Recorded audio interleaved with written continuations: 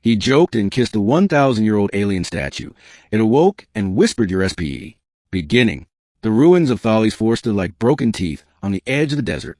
Black sand stretched endlessly under the twin suns, and above it all, jagged spires of half-collapsed alien architecture jutted toward the sky like fingers frozen in some ancient plea. Cale Donovan wiped his forehead, smearing dust across his brow as his grab bike powered down with a low whine. He'd been out here longer than he meant to. The expedition was supposed to be for treasure, small trinkets, trade goods, things worth enough credits to keep his ship fueled and his debts off his back. Instead, he found himself wandering through the ruins of a civilization no human had seen in over 1,000 years. Perfect, Cale muttered. A whole empire's worth of riches, and all I got so far are cracked jars and dead bugs. He kicked at a stone, sending it rattling into the broken hall before him. The walls were carved with glyphs, strange spirals and lattices that no xenolinguist had ever translated. Cale couldn't read them, but he could feel the weight of them. The place wasn't just abandoned, it was waiting. He pushed deeper into the ruin until he stumbled into the central chamber. And there it was, the statue. It stood 3 times his height, carved from obsidian that glistened with faint iridescence. The figure was humanoid, but its proportions were strange. Too long, too elegant, like the idea of a being rather than the being itself. Its eyes were closed, its lips pressed into the faintest of smiles. Draped stone robes fell around it, and in its hand, it held a blade made of some alien alloy that shimmered faintly even in the dark. Cale whistled low. Well, you're a sight. Of course, no one was around to hear him. The rest of the scavenger crew had stayed behind in the city ruins. Cale had wandered too far, drawn by the half-buried towers. Now he was alone, staring at a relic older than his entire species' expansion into the stars. He grinned to spite himself. Guess you were somebody important. Huh? Emperor? God? Galactic warlord? Doesn't matter now. His voice echoed faintly, swallowed by the chamber. For a long time, Cale just stood there, staring. Something about the statue was magnetic. The longer he looked, the stranger he felt, like he was being watched by something inside the stone. Cale shook his head. Don't get weird about it. Just a rock carving. And yet, he found himself stepping closer. The lips of the statue looked soft, despite being carved. Almost inviting. He chuckled nervously. All right, don't judge me. It's been a while since I had company. He smirked, leaned forward, and half as a joke, half as an impulse, pressed his lips against the alien statue's cold stone mouth. The air shuddered. The chamber trembled like a living thing drawing breath. Cale stumbled back, eyes wide, as cracks of blue light ran across the surface of the statue. Its eyelids fluttered. A deep, resonant sound, like the first note of a song, rolled through the hall. Then the statue whispered, not in stone, not in echoes, but in his mind. Your speech, it breathed. Give it to me. Cale's knees buckled. His throat constricted, as though unseen hands gripped it. Words caught in his mouth and spilled unbidden into the air. My name is Cale, he gasped, and the voice inside him hummed with satisfaction. The statue's eyes opened, glowing with a light older than suns. And the stone was no longer stone. Middle. The figure stepped down from its pedestal, obsidian skin softening into living flesh that shimmered with subtle iridescence. Her hair, if it was hair, flowed like liquid silver, and her eyes burned with blue fire. The blade in her hands pulsed like a living star. Cale staggered backward, tripping over rubble. What the hell are you? The being tilted her head, her voice both sound and thought. I was emperor, general, prisoner. Call me Selthera. And you? She studied him with unsettling intensity. You kissed me awake. Cale's throat was dry. That was a joke. I mean it.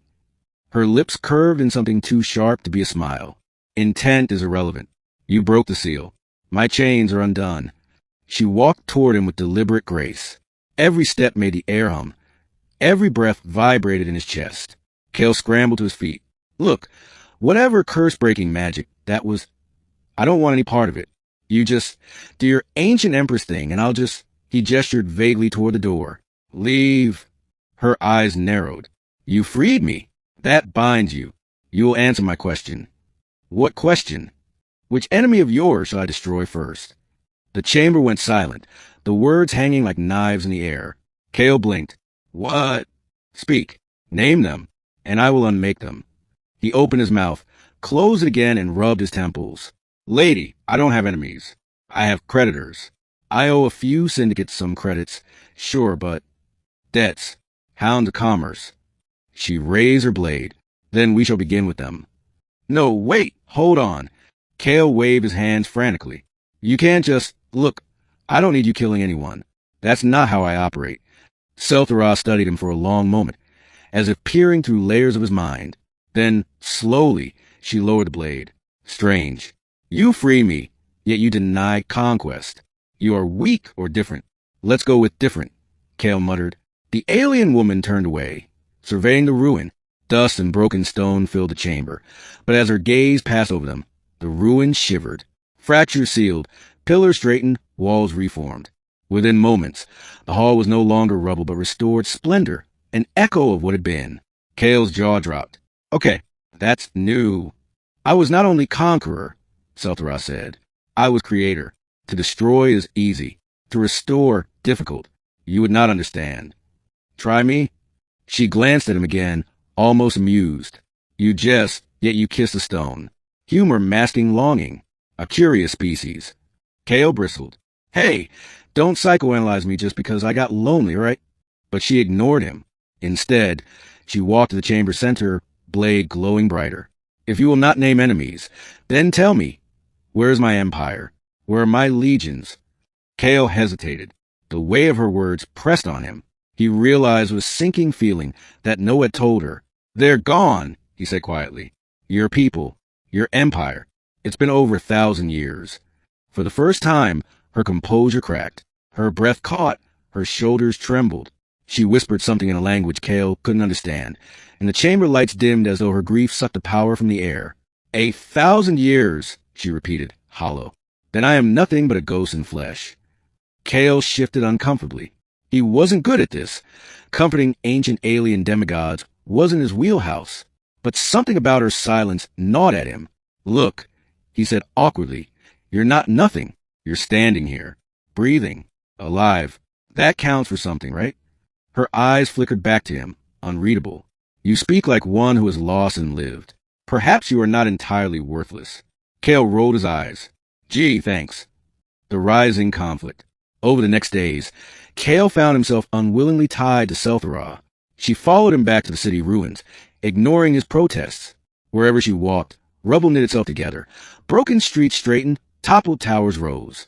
His scavenger crew, when they saw her, fell to their knees in terrified awe. News traveled fast.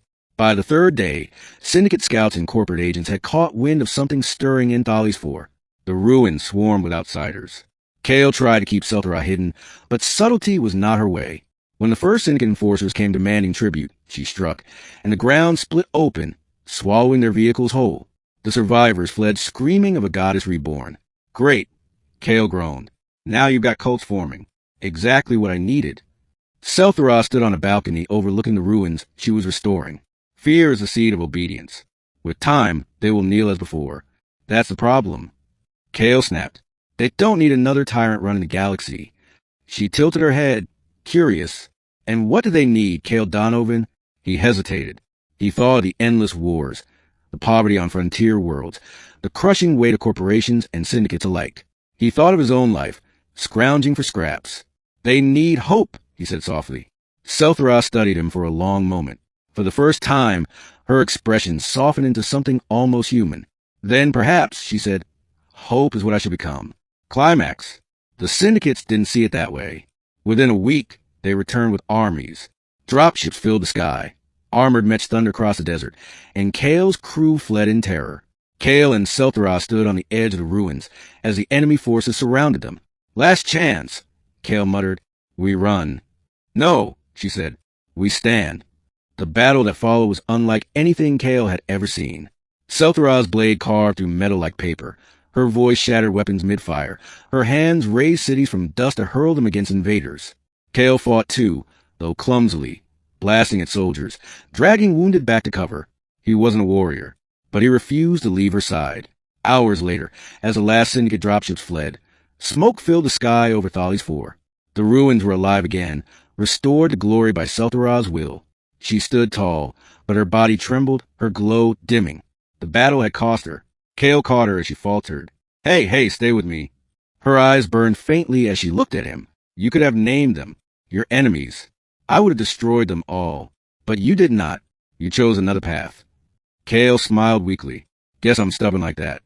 For the first time, she truly smiled. Not sharp, not cruel, but warm. Then stubbornness has saved me. Perhaps it will save them too. Ending. Weeks passed. Word spread across the frontier that something miraculous had happened on Thales 4. The ruins were reborn, not as a fortress of conquest, but as a beacon.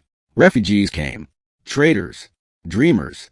A city began to live again, built on the bones of the old. At its center stood Selthara, not as empress, but as guardian. And at her side, begrudgingly but faithfully, stood Cale Donovan. One evening, under the twin suns, Cale leaned on a balcony beside her. You know, he said, all this started because I kissed a statue as a joke. A foolish act, she replied, though her lips curved. And yet perhaps the wisest thing you have ever done. Cale chuckled. Yeah, just don't expect me to make a habit of it. She turned, her gaze both alien and achingly familiar. Then perhaps, she whispered, next time, it will not be stone. Cale's breath caught, but before he could answer, the bells of the city rang.